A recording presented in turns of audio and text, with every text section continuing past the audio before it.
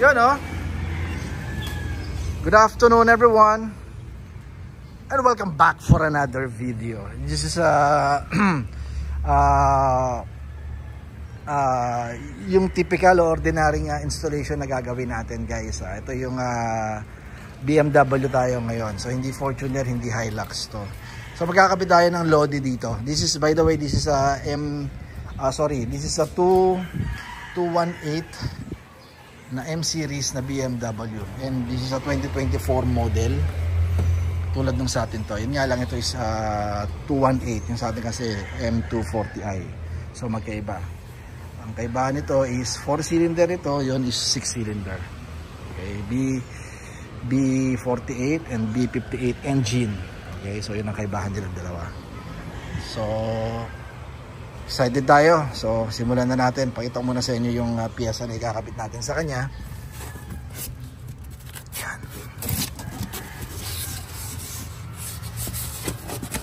Yan, no?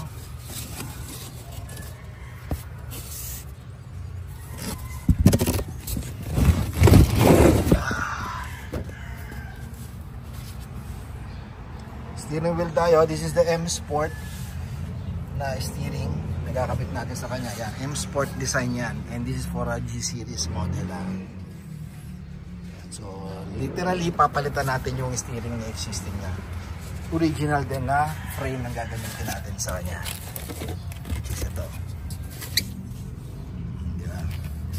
Carbon Lodi. Then, sama din natin yung paddle shifter. Palit din tayo.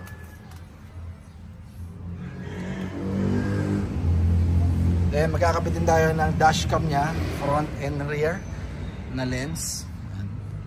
Pakita ko sa inyo, guys, kung ito simple lang, I mean mura lang na dashcam. Napaka-affordable kumpara doon sa BMW brand na kinakabit. Simula tutulungan tayo ni Anthony. Ito yung dashcam na ikakabit natin sa kanya. Sa yung front yan, ito yung front. Yan, may lens yan dyan. Then saan yung isa? Ito naman yung lens sa likod. Then tayo, babaklas tayo ng steering wheel. At ang kailangan nating pyesa or tools is this is a T30 ata to. Yan, T30. Then T60. Then flat. Medyo hindi ito yung kakaiba, or I mean medyo kakaiba to dun sa mga usual na ginagamit nating tools para sa mga Toyota Fortuner and Hilux Innova in terms sa pagbabaklas ng steering wheel. Oh guys, by the way, kailangan muna natin palang tanggalin yung negative lang naman para safe tayo. Alam naman, syempre European car to, so tanggalan natin yung negative ng battery niya bago tayo magbaklas. Natanggal na natin yung airbag niya. Ito yung unang-unang kailangan nating tanggalin. Then magkakaroon tayong access ngayon sa mga nuts sa loob. Ito lang din yan. Basta tawag kayo, guys, kung may mga question kayo at gusto nyo mag DIY. Pwede ko kayong i-guide kung paano tanggalin to. Medyo malayo-layo ang diskarte ng pagtanggal nito kumpara do sa mga Fortuner at Hilux natin.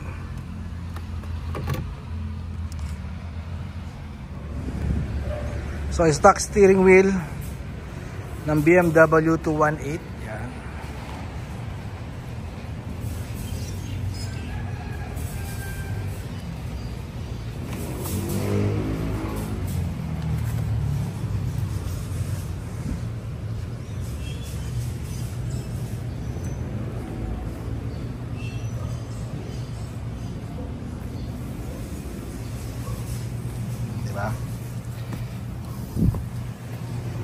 Carbon, no?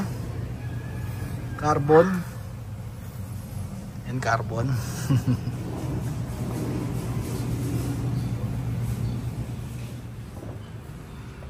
So yung stock niya, tatanggalin lang natin yung mga button niya o yung multi-button panel niya. Ilipat lang din natin dito. Then yung paddle shifter kasi niya, yung mechanism, yun pa rin naman ang gagamitin natin sa kanya. Ang ipapalitan lang natin yung pinaka-handle niya o yung outer part. Ito ipapalitan natin.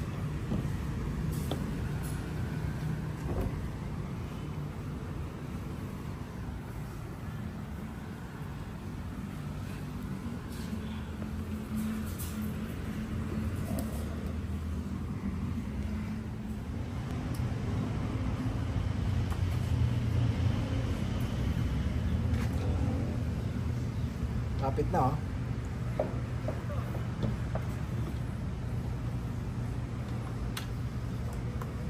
Nagtungan ako.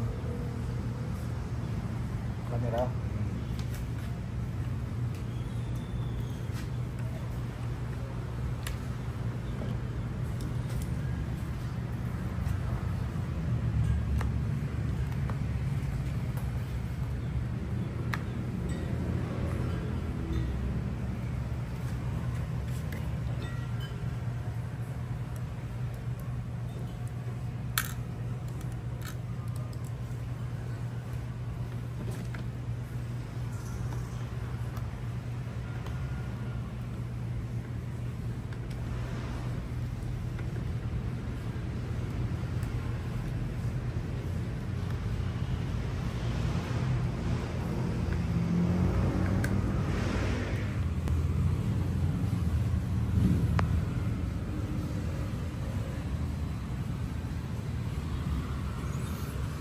So ito yung mga piyesa na matatanggal na hindi na natin isasama.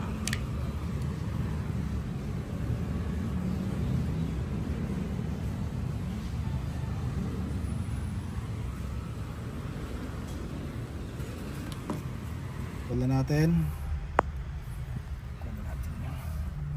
So dito naman di tayo magkakamali dyan kasi may guide oh. May guide oh. Then mamatch natin dito sa guide niya rito. Yan.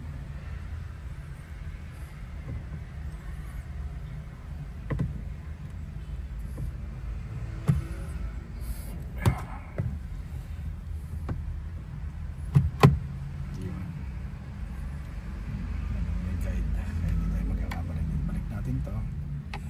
Ito yung T60.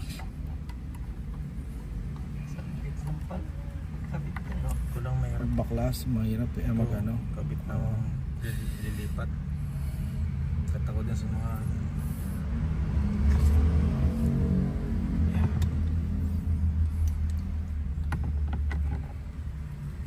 hindi mo na konti. Yeah. Yeah. Medyo nahirapan tayo kasi malabo mata. Tanda na. Ayan, kabit natin yung airbag. So dito naman sa mga sakit-sakit, hindi kayo magkakamali guys kasi may mga guide naman siya. So check muna natin yung mga sakit. So far so good. Wala naman na ipit.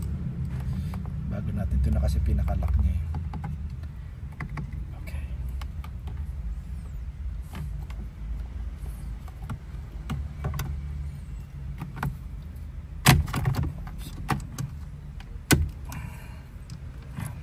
Yun. So nakabit na natin guys ha.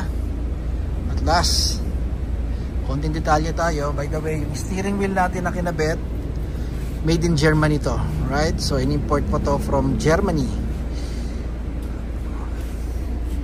Paddle shifter, lahat naman maybe siguro mamaya test ride natin to para makita natin kung yung paddle shifter is in good working condition. Pero anyway, ano lang naman yan, plug and play lang naman, so wala tayong problema dyan. So lahat ng kinabit natin dyan sir, plug and play, walang modification since original naman yung frame na ginamit natin for G-series guys ha. Pang G-series lang to, pero pwede naman i-convert yung mga old na M-Sport, yung mga E-series, F-series, meron din tayo niyan ha. Medyo Kung gusto nyo lang ikabit to dun sa mga model nyo, ito kung G-Series, pwede naman. Kung convert lang tayo, kailangan natin bumili ng panibagong earbag. So ito yung stock nya. Yan. Naman, di ba, yung kaibahan. So driving condition or driving experience, of course, mababago. Since ito, manibela to. Ito yung lagi nating nahahawakan, particular syempre yung mga driver. Syempre carbon na yan. Then yung ginamit natin dito is not ordinary leather. This is a Alcantara. Okay, then yung stitches nya, which is Italian design stitches, pero tricolor yan. Nagsisignify dun sa nagsisignify sa motorsports ng BMW. Okay, so mas pinili natin syempre yung design na single lang, yung 12 o'clock guide para sa steering wheel. Pero syempre kung gusto nyo mag-request, since ito is customized, pwede nating tricolor din ang gamitin dito. Pero okay, may personal preference, mas gusto ko yung single lang. Dito na lang tayo magka-tricolor.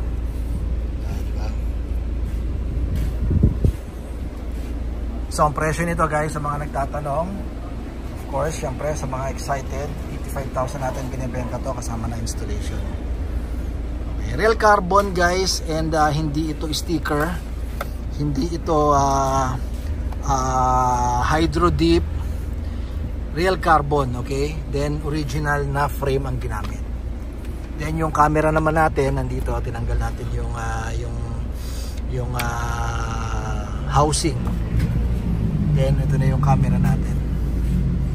Front and rear yan, kinabit natin sa likod, makikita nyo. This camera is plug and play din. Yung lens nya, ginamit natin yung wiring nung auto wiper nya. Okay, so plug and play ngayon yung camera nya. So compare naman dun sa OEM or yung original na BMW dashcam, syempre 50,000 yun guys, plus 7,000 yata for the installation sa kasa. Ito, papakita natin sa screen kung magkano natin binibenta yung set ng dashcam nya. So lahat ng Eurocar meron tayong dashcam, Mercedes-Benz, Porsche, BMW as well, and Audi, yan, meron din tayong mga dashcam yan na mas mura di hamak, since ang kailangan natin is recording device lang. Hindi naman natin kailangan ng original talaga na para sa dashcam. Anyway, this is safe naman to since plug and play ang ginagawa natin para sa dashcam. Pakita naman natin yung sa atin, ha.